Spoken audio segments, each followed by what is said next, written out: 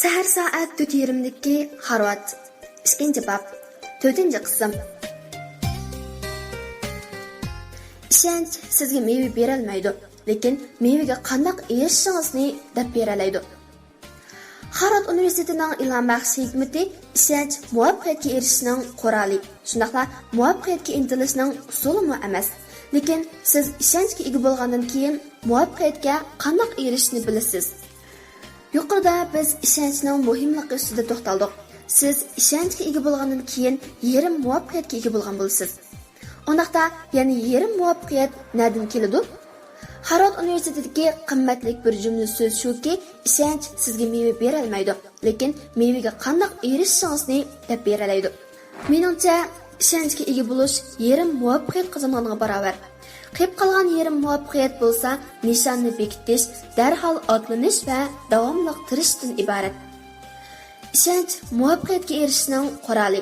Shundaqla muvaffaqiyatga erishishning usulimi emas, lekin siz ishonchga ega bo'lgandan keyin muvaffaqiyatga qanday erishishni bilasiz. Bir odamda ishonch bo'lmasa, qilgan ishining bosh oyog'i bo'lmaydi. Shundaqla chichilango bo'ladi. Muvaffaqiyat qozonuvchilar muvaffaqiyatning o'zi kelib ishkini chekishini kutib o'ltirmaydi. Faqat mag'lubiyatchilarla talay sinab kutib o'ltirdi. Beshiga omad qushining kelib qo'nishini kutadi, lekin bu xil omad faqat tasavvurdan iborat xolos.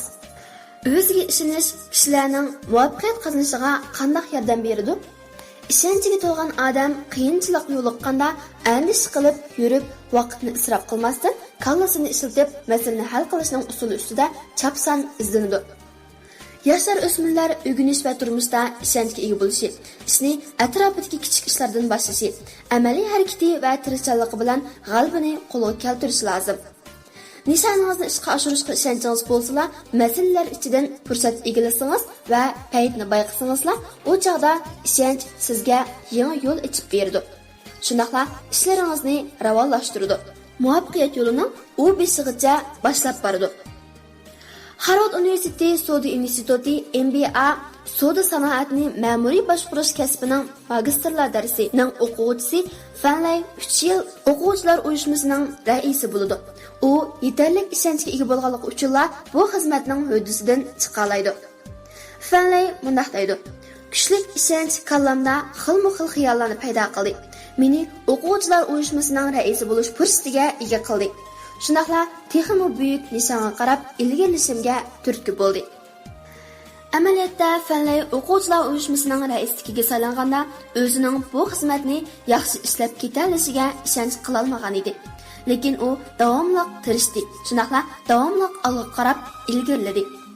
Fanley birinchi qitim muvaffaqiyat qozongandan keyin ishonchi ochdi. Shundaqla atrofidagilarning o'ziga ishonishini umid qildi. Shuning bilan u alohida bo'lgan bir maydon muzika kechiligi uyushtirdi. Bu muzika kechiligida Harvard universitetining o'quvchilari bilan meyib ballar birlashib nomer o'rinladi. Meyib ballar kishilarga o'zlarining ma'naviy go'zalligini namoyon qildi. Bu bir maydon alohida ahamiyatga ega o'yin bo'lib, Harvard universitetining o'quvchilari meyib ballarning egilmas sunmas fazilatini o'rgandi. Meyib ballar nurg'un xushallik va g'amxo'rlikka erishdi. Bu muzika kechaligi o'ziga ishonishdan iborat bosh temini davr qilib o'tkazildi. Amaliyotda muzika kechaligi Harvard o'quvchilari va meyib ballarni texnik ko'p ishonchga ega qildi. Mana bu Fanleyning muvaffaqiyat qozonishining ochqichi. Ishonch Fanleyga nishon va yo'lnishni ko'rsatib qolmasdan, yana uning eng oxirida muvaffaqiyat qozonishiga yordam berdi. Amerika muvaffaqiyatshunosligining peshvosi Dale Carnegie mundaq deydi: "Bir odamning muvaffaqiyat qozonishi o'zi tasavvur qilgandagidek unchalik qiyin emas. Amaliyotda erishmoqchi bo'lgan nishoningizga nisbatan ishonchingiz bo'lsa, hamda davomli sinab ko'rsangiz va badal to'lasangiz, balkim kelgusida nishoningiz amalga oshishi mumkin. Ishonchga ega bo'lsak, shuning bilan birga yana tirishsak, muvaffaqiyatga osonla erisha olamiz. Shuningga diqqat qilishimiz kerakki, ideyamizni xato ong tunish egilib olmaslik kerak. Ko'p vaqtda biz bu yo'lda mang'ili bo'lmaydiganligini his qilamiz, lekin bir mahal tirishgandan keyin u yo'lning ichkarisi yoki atrofida texmi ko'p, texmi yaxshi yo'lning borligini bayqaymiz. Mana bu biz deb kelayotgan fursat. Xorvatlarning muvaffaqiyat qozonish siri. Yoshlar o'smirlar ichida xilma-xil g'oya, orzu, armon va planlarni ko'ngliga pukkanlar bor. Navoda bularni reallikqa aylantirish uchun amaliy harakatimizda tirishsak, o'rganish va kasbda misli ko'rilmagan natijalarni qo'lga keltiramiz. Ishonch sizga muvaffaqiyat mevasini bevosita bera olmaydi, lekin muvaffaqiyatga boradigan yo'lni tepishingizga yordam beradi. Onaqda ishonch muvaffaqiyatga erishish yo'lida bizga qaysi xil usullarni deb berdi? Birinchi, ishonch bizga aniq bir nishonni deb berdi. Nishon oydinlashgandan keyin o'rganish va turmushimiz shu nishonni cho'radigan holda yurishidi. Ikkinchi, ishonch bizga ish qilganda texmi savarchan bo'lishni deb berdi. Bunaqcha aytganda, savarchan kishining ishi puxta bo'ladi. Bir nishonni ko'p xil nishonga bo'lish orqali amalga oshirishga bo'ladi. Uchinchi, nishon bizga to'mirni qiziqida so'qishni, bal qo'yotmaslikni deb berdi. Navoda ma'lum bir ishni qisqa vaqtda o'rinlashtirish zarur bo'lganda, bir g'ayrat qilibla qilib yetishimiz kerak. Navoda uzun vaqtda o'rinlaydigan ish bo'lsa, qat'iy bo'shashmaslikni o'rganib olishimiz kerak. To'rtinchi, ishonch bizga zehnimiz bilan vaqtimizni bir nishonga markazlashtirishni deb berdi. Harvard universitetining siniqi. Oldingizda 3 sevat meva bor. Birinchi sevatdikisi olma, ikkinchi sevatdikisi apelsin, uchinchi sevatda apelsin bilan olma aralashtirib qachilangan. Sevatga chaplangan marka bo'lsa yolg'on. Masalan, markadagi xat apelsin bo'lsa, sevatdikisining apelsin emasligini jazmlashtirishga bo'ladi. Alma bo'lishi mumkin. Sizning vazifangiz 3 sevatning orasidan bir sevatni elib, uning ichidan bir tal mevani elib, ondan uningga to'g'ri marka chaplashdan iborat. Javob: siz apelsin bilan olma aralash qachilangan sevatdan bir tal mevani olsangizlar, qolgan 2 sevatdikisining qanday meva ekanligini bilasiz.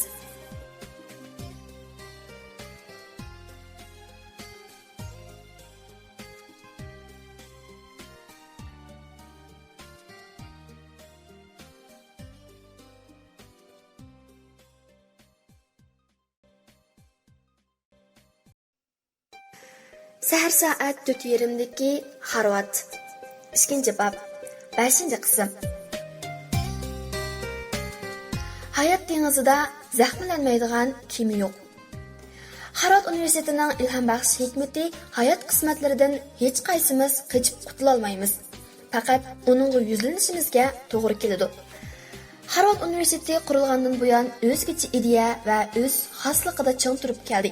Mana bu tangdaysiz xislatdir. Harvardning to'liq ishonchga ega bo'lishi dunyoga o'zgacha sado yangratdi.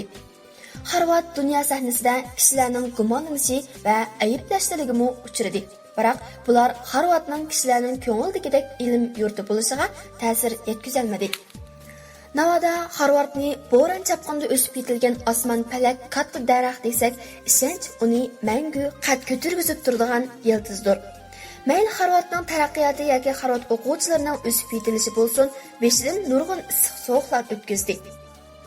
Bizning turmushimizmi shunaq emasmi? Navoda ishonchimiz bo'lmasa, turli azob uqubatlar va umidsizliklarga qanday yuzlanamiz?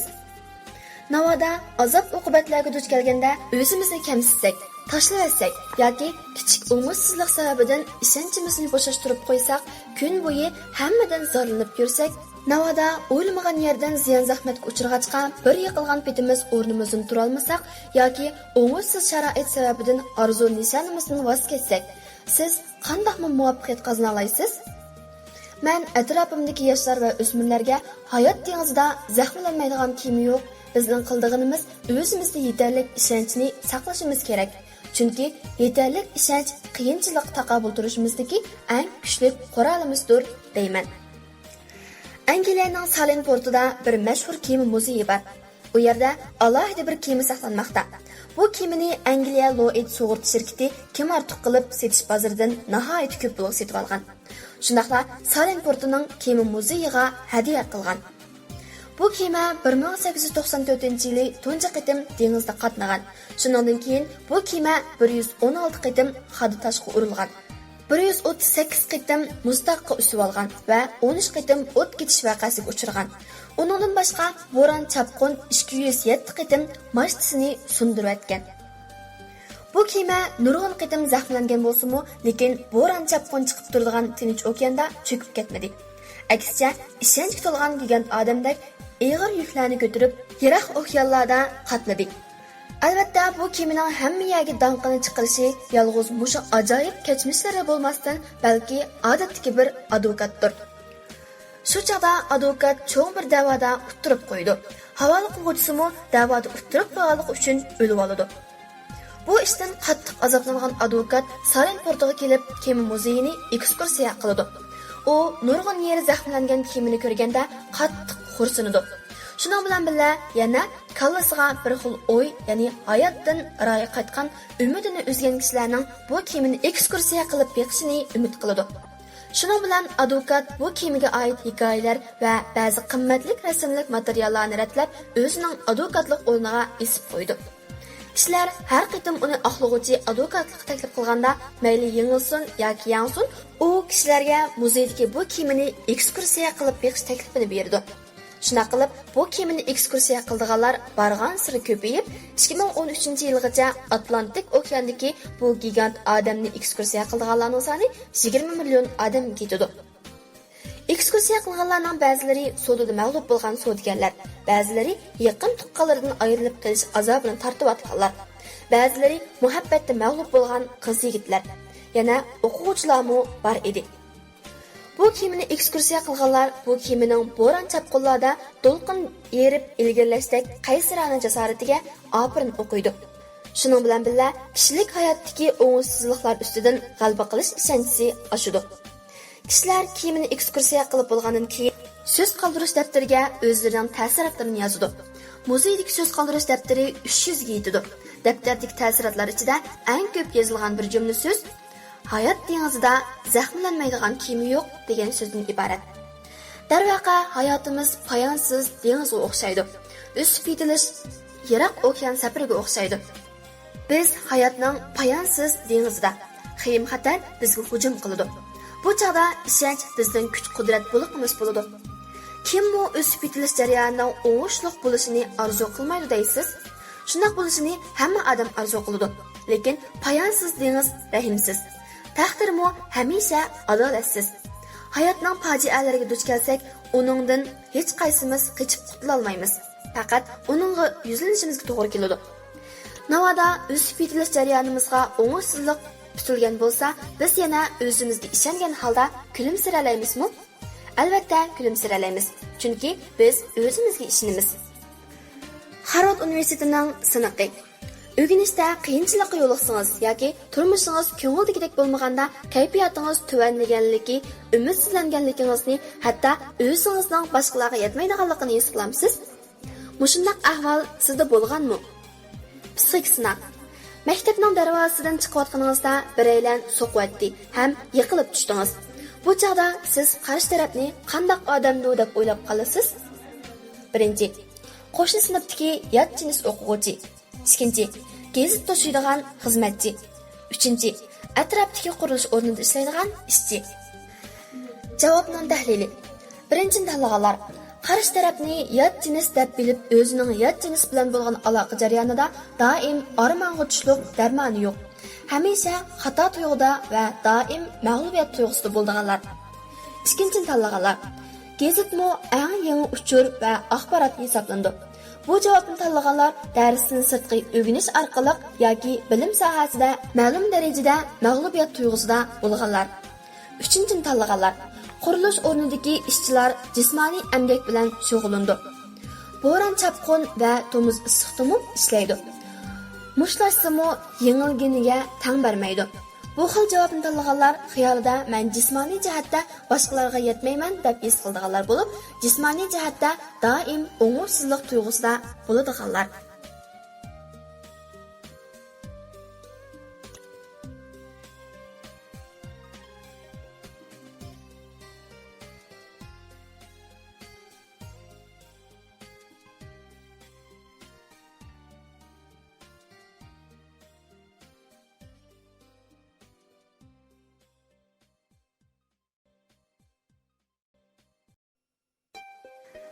Sahar soat 4:20dagi Harvard.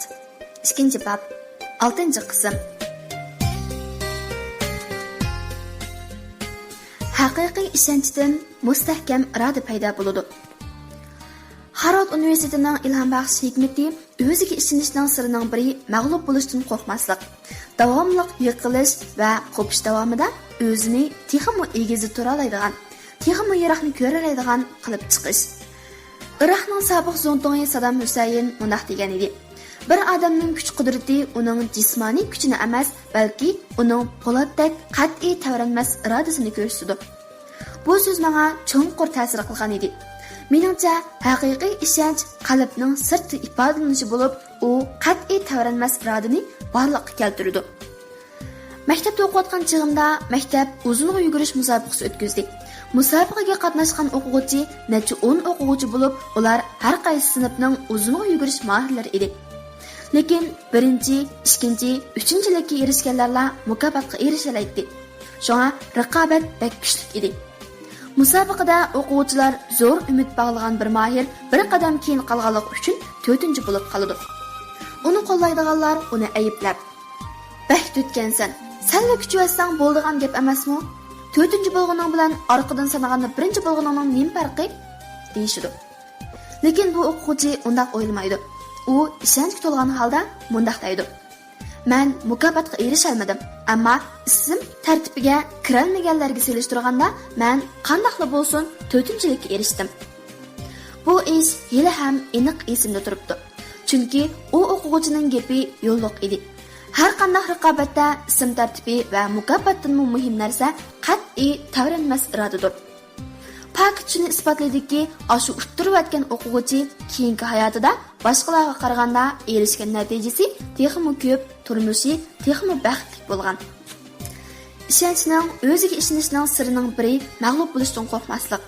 Davomli yiqilish va qo'pish davomida o'zini texmo egizi tura oladigan, texmo yiroqni ko'ra oladigan qilib chiqish. Mustahkam irodaning kuchi va muvaffaqiyat qozonish istagi bir odamning shalloq natijalarga erishishdagi birdan-bir yo'li. Harvard universitetining bir psixologiya professori mundoq degan edi: nurg'un yoshlar o'smirlarning muvaffaqiyat qozonmasligining sababi shuki, ularda iroda va aqida kam. Shu vajdan ular eng asosiy ishonchdan mahrum qolgan. Atrofimizda bunday yoshlar o'smirlar nihoyat ko'p. Ularda talant va bilim bor. Ular kasbiy iqtidorini hozirlagan. Biroq ularda o'ziga ishonish kam. Ishni tavranmas aqida va iroda bilan qilmaydi. Aqida bilan iroda ustida to'xtalganda biz Helen Kellerni tilga olishimizga to'g'ri keladi. Helen Keller Amerikaning 20-asrdagi eng danglik notiqi va ama gaz ayol yozuvchisi. U qaysar irodasiga tayanib Harvard universitetining e'tibor berishiga erishgan va universitetni bitkazgan dunyodagi tunji ama gachchi kishi. 1888-yili 1 yoshga kirgan Helen teni qizib ketganlikdan miyasi yo'qimlangan. Shuning bilan ama gachi bo'lib qolgan. Keyin tuzuk gap qila olmaydigan bo'lib qolgan. Helen qorong'u va ovozsiz dunyoda cho'ng bo'ldi. U 7 yoshga kirganda Solvin ismli bir o'qituvchi uning turmushiga qo'shildi. Asli Solvin muallimu kichik chig'ida ama bo'lib qolgan edi. Shunga u Helenning kechirmishiga hissashlik qildi. Helen Solvin muallimning savrchanlik bilan yetaklash orqasida barmoq tilini o'rganib oldi. Barmoq tilini o'rganib olgandan keyin kitob o'qiy oladi. Keyin kishilarning qalbini silash orqali so'zlashni o'rganib oldi. Solvinning Helenni tarbiyalashi alohida edi. U Helenni tabiatga yaqinlashtirish uchun Helenni o'tloq ilib berib yotqizdi. O'tning hidini purtdi. Helenga nimaning suv ekanligini bildirish uchun uningga jo'makni silatqizdi. Helen bilan daryo bo'yiga berib suv cho'milib o'ynaydi. Solvin muallimning g'amxo'rligi va yetaklashida Helen qatma-qat qiyinchiliklarni yengib, borgan sari o'ziga ishonadigan bo'lib o'zgardi. Hamda Harvard universitetiga qabul qilindi. 1936-yili Helen bilan birga yashagan Solvin muallim manguga ko'z yumdi. Helen bundan qattiq azoblandi, chunki u o'ziga umid va yo'riqlik elib kelgan odamidan ayrilib qolgan edi. Shundan keyin Helen o'qituvchisining mehrini butun dunyodagi meyiblar birlashmasidagi xodimlarga tarqatishga bel bog'laydi. U nurg'un kitob yozib, Suven muallimning ish izlarini ko'p qatim televizorda anglatadi.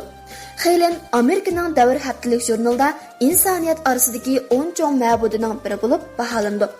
Shundaqla prezident hurlik medaliga muyassar bo'ldi. Helen qarang'u va ovozsiz dunyoda yashagan bo'lsa-mu, lekin uning o'ziga bo'lgan ishonchi va qaysar irodasi kishilarga yorug'lik bilan umidning mavjud ekanligini ko'rsatdi. Sobiq Sovet ittifoqining mashhur yozuvchisi Dostoyevskiy mundaq degan edi: "Mustahkam irodalar bo'ldigan aql va bilim tabiiy holda bo'ladi. Bir odamda ishonch kam bo'lsa, u o'z irodasini kontrol qila olmaydi. Undaqda u qandaqmi izchil davomlashtira olsin? Uningdan qandaqmi ijodiyat va kashfiyot kutgili bo'lsin?" Yoshlarimiz o'rganishi va xizmatiga ishtiyoq bog'lagan, lekin ishonchi va irodasi kam bo'lg'achqa ko'p chog'da voz kechadi.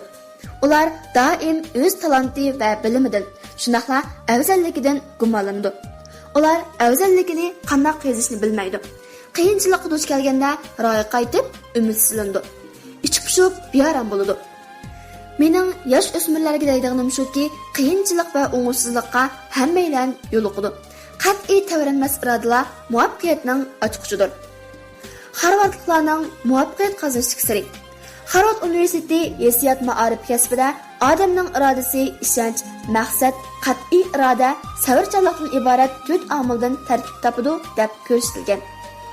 Undaqda yosh va o'smir do'stlar qat'iy tavranmas irodaga ega bo'lish uchun qanday qilish kerak?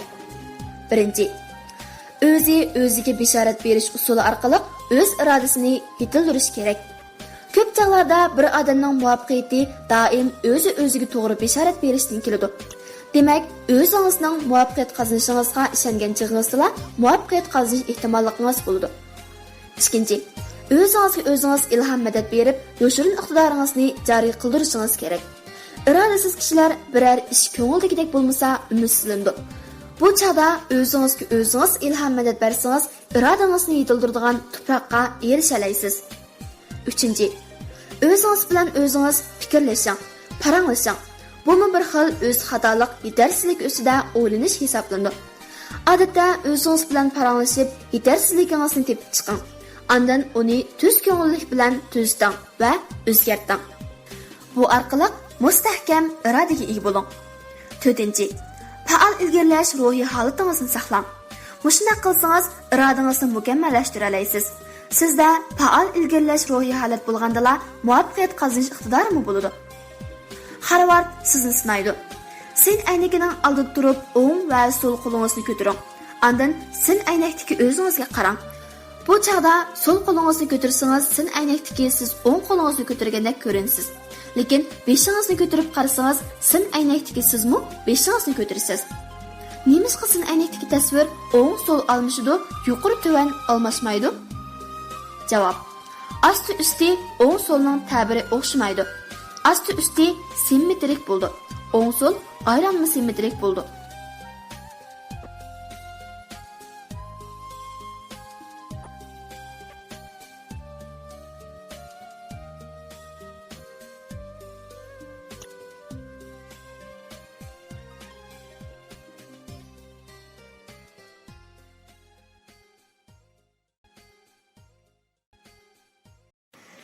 Sahar soat 4:20dagi Harvard. 2-bob, 7-qism. Muvaffaqiyat qozonish ishonch bilan o'z yo'lida menish demakdir. Harvard universitetining ilhom baxsh hikmati odam o'z taqdirining rolchisi. Ishonch odamni hayot kemasining yurish yo'linishiga boshlaydigan kompas. Hayotning muvaffaqiyatli bo'lish bo'lmasligi va baxtli bo'lish bo'lmasligiga ochqich mustahkam ishonchning tiklanmaganligiga bog'liq. Harvard universitetining o'quvchilari intayin yaxshi ko'radigan bir jumla so'z bor. Meningcha, mag'lub bo'lganlar doim o'xshash bir xil xatolikni sodir qiladi. Ya'ni ular butun kuchi bilan boshqalarga havas qiladi, tahlid qiladi, lekin o'z vujudidagi boyliqqa sal qaraydi. Amaliyotda muvaffaqiyat qozonish ancha qiyin emas. Muvaffaqiyat qozonish ishonch bilan o'z yo'lida menish demakdir. Bu gapni Harvardning professori Rachel Carson degan. Uning bu gapi dal kang yosh o'smir do'stlar cho'qim diqqat qilish tegishli masala. Ya'ni muvaffaqiyat uchun tirishish uchun biz cho'qim o'zimizga xos yo'lni ishonch bilan tanlashimiz. Bu yo'l egizpas, o'ng'il-to'ng'il, agar to'qay bo'lsa-mu, tikan chatqonlar bilan to'lsa-mu, ishonch bilan o'sha yo'lda menishimiz kerak deganlikdir. Menimcha, har bir odamning muvaffaqiyat yo'lida ishonchning iznasi qilish kerak. Izna qilgan yo'llar o'zimizning yo'li hisoblandi. O'zimizga tava bo'ladi. Shundaqla muvaffaqiyatga oson erishishning oxirgi bekiti hisoblandi. Mashhur yozuvchi Emerson 1842-yili Brodaydagi bir kutubxonada mardona nutq so'zlaydi. Ayni chog'da oddiy anglovchi bo'lgan Whitman texi nomi chiqmagan oddiy shaxs edi. Emerson hayajonlangan holda mundaq deydi: Kim davlatimizda buyuk she'riy asarning bo'lishi mumkin emas deb kesib aytalaydi? Bizning buyuk shoirimiz, katta yozuvchimiz ko'z oldinglarda turmamdi? Whitman bu nutqni anglaganda vujudidagi qonlari urg'ib ketdi. Shu chog'da jamiyatning har qaysi qatlamlaridagilarning turmushini tushunishga, har bir odamning sadosini anglashga, o'ziga xos uslubga ega she'r yozishga bel bog'laydi. 1854-yili Whitmanning O'tchib yaproqi nomli asari Amerika va butkul Yevropani zilzilaga soladi. U urg'ib turgan mardona uslub bilan an'anaviy vazn turoqlarni buzib tashlaydi. Hamda yangi ifodalash usuli orqali jamiyatning tuvan qatlamidagi izilguchilarning kuchli qarshiligini bayon qiladi. Bu she'rlar to'plami boshqalarnikiga o'xshamaydigan uslub bilan yozilgan bo'lib, kishilar bu to'plamning avtori Whitmanni asrida saqlashadi. O'tchib yaproqi nashr qilingandan keyin adiblarning va o'qirmanlarning kuchli e'tirof qilishiga muyassar bo'ladi. Ayni chog'da Yiroq Konkorddagi Emerson nihoyat hayajonlangan holda biz kutib olg'ili uzun bo'lgan shoir oxir dunyoga keldi deydi. Emersonning kuchab maqtishi va quvvatlashi bilan Whitmanning O'tchib yaproqi bozor tepishga boshlaydi. O'xshamaydigan erkin shaklni, kishilar uning yangicha yozish usulini, an'anaviy shaklga o'xshamaydigan erkin shaklni, shunaqla yangi iqimdagi ideyaviy mazmunni paydan-pay qabul qiladi. Whitman O'tchib yaproqini 1860-yili 3-qitim nashr qilish qaroriga keldi. Bu chog'da Emerson uningga o'z taklifini berdi.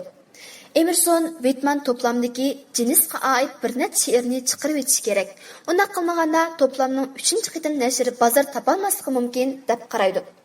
Navoda o'sha she'rlarni chiqarib olsam, u bozorliq kitob bo'la olamdi, deydi Whitman o'z fikrida qat'iy ching turib. Men degan she'rlarni chiqarib olsangizlar, bozorliq kitob bo'la oladi, deydi Emerson Whitmanga radiya berib. Mening ruhim erkindir. Aqidam har qanday cheklimga bo'ysunmasligimga, tavranmasdan o'z yo'limda menishimga da'vat qiladi, deydi Whitman yanada qarshida ching turib. Whitmanning bo'shashmay ching turishi orqasida 3-qitim besilib tarqatilgan O'tchib yaproqi g'oyat zo'r muvaffaqiyatga erishdi. Bu asarning ta'siri dunyoning har bir bo'lim pishoqlariga degidek yetib bordi. Atrofimizdagi nurg'un yoshlar va o'smir do'stlar moda qo'llashni yaxshi ko'rdi. O'zining yaxshi ko'rdig'ini boshqalarning fikr qarashi, hatto obyektiv faktning mavjudligi bilan hisoblashmaydi. Bunday taqlid qilish dal joyidagi taqlid qilish bo'lsa-mu, u sizning xos go'zalligingizni namoyon qila olmaydi. Bu xuddi boshqalarga yarashgan kiyim sizga yarashmagandek bilish. Ko'pchilik u kiyimni nihoyat chiroyli ekan deb maqtasa-mu, biroq u baribir boshqalarning uchisidagi kiyimda. Navoda siz qarog'larcha taqlid qilsangiz, oxirida do'ramchilik qilaman deb kulkiga qapti degandek ish bo'ladi. Bundaq bir jumla gapni anglamaganligingizni bilmayman. Taqdiringiz mangu o'zingizning qo'lida bo'ladi. Boshqalar har qancha iqtidorli bo'lsa-mu, sizning taqdiringizni o'zgartib yoza olmaydi. Alayliq, siz ma'lum bir tanlashga duch kelganda, boshqalarning taklifiga kirib faqatla bir xil maslahat, oxirgi qaror qilish huquqi yanala o'zingizda. Navoda nihoyat aniq nishoningiz bo'lsa, u chog'da har qanday fitna fasodlarga pisand qilmasdan o'z yo'lingizda mengayvering. Boshqalarning fikri har qancha muvofiq bo'lsa-mu, u faqat bir xil maslahat taklifdan iborat xolos. Qisqasi, yoshlar va o'smir do'stlar shuni oydinlashtirilishi kerakki, muvaffaqiyat o'zingizning yo'lida mengish demakdir. Bu dunyoda yo'l nihoyat ko'p, lekin har bir yo'l tub-tuz va dag'don bo'lmaydi. Biz boshqalarning izidan ilgirlashimiz natoyin. Biz faqat o'zimizga tava yo'lda mangandila, ondan boshqalarninkiga o'xshashmaydigan natijalarga erisha olamiz. Xorvatlarning muvaffaqiyat qozonishlik siri. Emerson bir taraflamilik qarash barliq umid mayslarini nobud qiladi degan edi. Maysimizning nobud bo'lib ketishidan saqlanish uchun to'g'ri qarashga ega bo'lishimiz, ishonchga to'lishimiz, o'zimizning yo'lida menishga jur'at qilishimiz kerak. Amerika Harvard universitetining psixik taraqqiyotshunosi Howard Gardnerning ko'rsatishicha, hozir ko'p sondagi maktablar o'quvchilarning mantiq aqliy iqtidor jihatdagi taraqqiyotiga ahamiyat berib, o'quvchilarning texmi ko'p tanlashiga sal qaraydi ekan. Bunday qilishning hech qanday ilmiyligi yo'q ekan, chunki mantiq aqliy iqtidori insonlarning barliq aqliy iqtidori deyishga bo'lmaydi ekan. Har bir odam boshqalardan farqlanadigan aqliy iqtidorga ega. Alayliq haykaltirash bilan binokorning bo'shliq aqliy iqtidori bir qadam kuchli. Tanharakatchi bilan sahna artistlarining o'rlash aqliy iqtidori bir qadar kuchli. Yozuvchi bilan mutafakkirlarning o'zi ustida o'ylanish aqliy iqtidori odatdagi odamlardan eshib ketadi ekan. Munaqcha qilib aytganda, o'quvchilar maktab tarbiyasini qabul qilganda o'z afzalligiga binoan o'ziga mos keladigan ta'lim-tarbiya darslarini tanlash kerak. Ishonch bilan o'z yo'lida mangandila, ondan qilib-bishib qolgan ma'arif andisidan qutulib chiqib, iqtidorli, mashhur kishilardan bo'la olamiz. Harvard universitetining siniqi. Soatiga 15 ingliz chaqirim mangadigan bir poyezd Los Anjelesdan Nyu-Yorkka qarab yo'lga chiqdi. Soatiga 20 ingliz chaqirim mangadigan yana bir poyezd Nyu-Yorkdan Los Anjelesga qarab yo'lga chiqdi. Soatiga 25 chaqirim surat bilan uchadigan bir qush poyezd bilan o'xshash bir vaqtda Los Anjelesdan yo'lga chiqib, ikki poyezd oraliqdan qarshi tarafga uchsa, ikki poyezd uchrashqicha bo'lgan vaqtda qush qanchalik yiroqlikka ucha oladi? Javob: qushning uchish vaqti ikki poyezd yo'lga chiqib uchrashgan qadar ketgan vaqtdir. Shunga oldi bilan Los Anjeles va Nyu-Yorkning oraliqini ikki poyezdning tezligiga bo'lib o'tish va ikki poyezd yo'lga chiqib uchrashgan qadar ketgan vaqtni tepish kerak. Ondan bu vaqtga qushning uchish tezligini ko'paysak, qushning uchish oraliqiga erishimiz. Sahar soat 4:20dagi Harvard 3-bob 1-qism.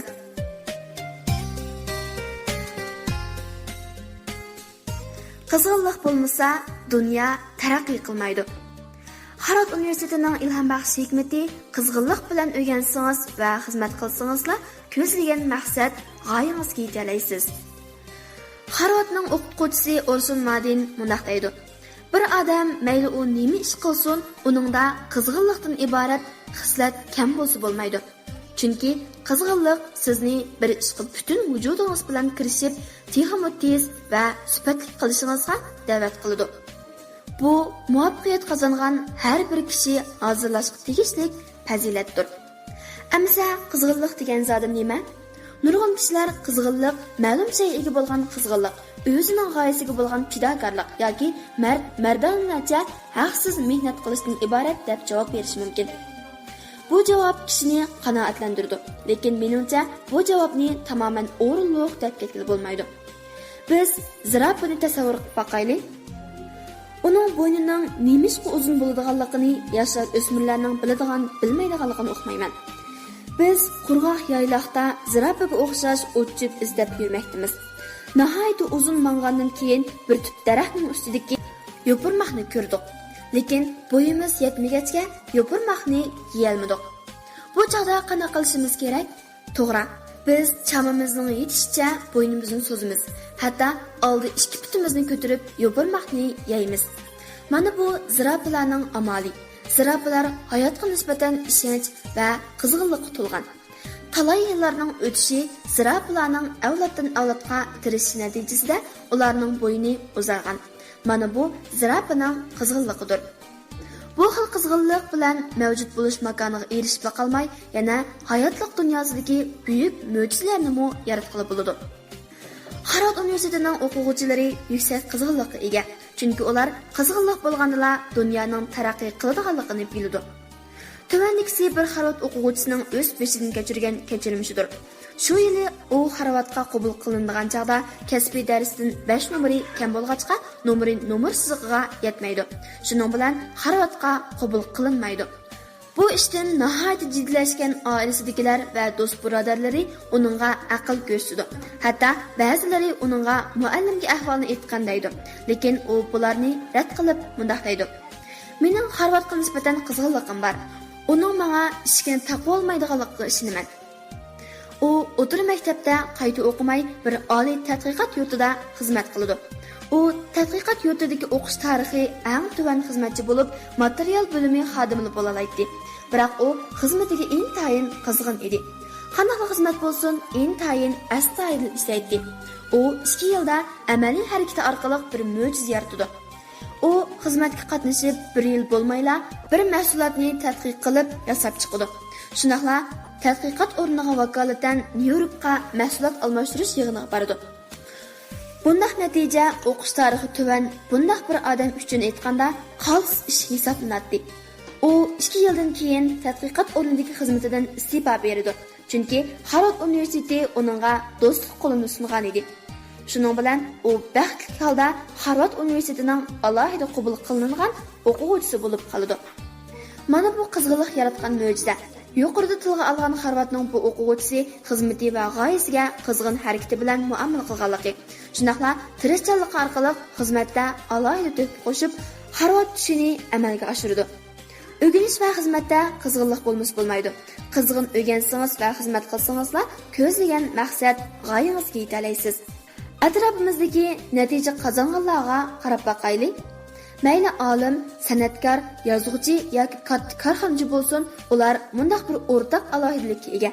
Ular o'rganish va xizmatga nihoyatda qizg'in bo'lgan. Shunga biz barliq yoshlar va o'smir do'stlarga shuni demoqchimizki, qizg'inligini yo'qotgan kishilar pahal bilan o'xshash. Ularni shamol xohlagancha uchirib yuradi. Ular umrini behuda o'tkazib o'tadi. Vaholanki qizg'in odamlar bahor yomg'iriga o'xshaydi. Ular o'rganish davomida paydan-pay o'sib yetilib, bir kuni davlatning to'riga bo'ladi. Harvardliklarning muvaffaqiyat qozonish siri. Uchqundan yong'in chiqdi. Navoda biz hamisha qizg'inligimizni kundalik o'rganish va turmushimizga sarf qilib, yangi bilimlarni davomli o'rgansak, yangi iqtidor mahoratlarni o'rganib olamiz. Shunday bo'lganda, hamon bir kuni kishilarning ko'zlarini chaqnatadigan nur va harorat tarqata olamiz. Yoshlar va o'smir do'stlar shuni bilish kerakki, qizg'inlik bir xil harakat kuchi.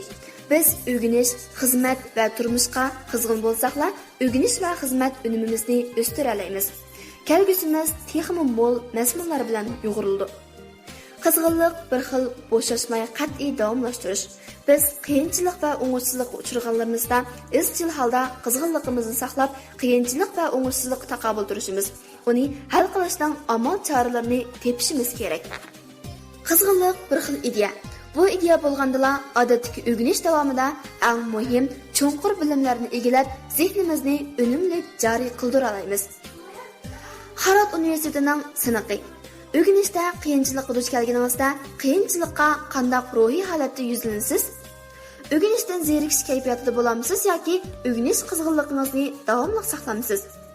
Tövandagi 10 savolga o'zingizning amaliy ahvoliga asosan javob bering. Birinchi, o'rganishda qiyinchilikqa duch kelganingizda muallimdan so'ramisiz, so'ramamisiz? A. So'rayman. B. Ba'zida so'rayman. C. So'ramayman. Ikkinchi, imtihon natijangizga ko'ngil bilamsiz? A. Nihoyat ko'ngil bilman. B. Ba'zida ko'ngil bilaman. C. Ko'ngil bilmayman. Uchinchi, o'rganish davomida qiyin masalalardan o'zingizni qochirish pozitsiyasida bo'lamisiz? A. O'zimni qochiraman. B. Ba'zida qochiraman. C. Doim qochiraman. To'rtinchi, topshiriqni doim muddatdan burun ishlab bo'lamisiz? A. Doim shunday qilaman. B.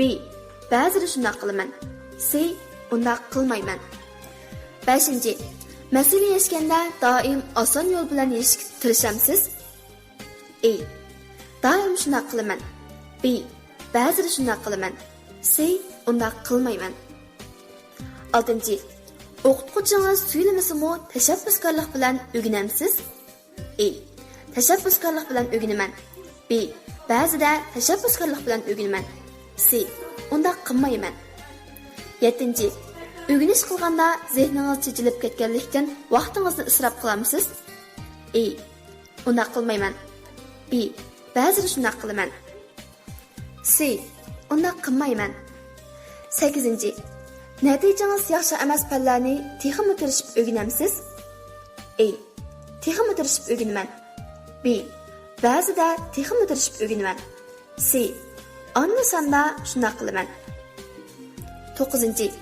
Tirishib o'rganmasa bo'lmaydi deb qaramsiz? A. Shunday qarayman. B. Doim shunday qarayman. C.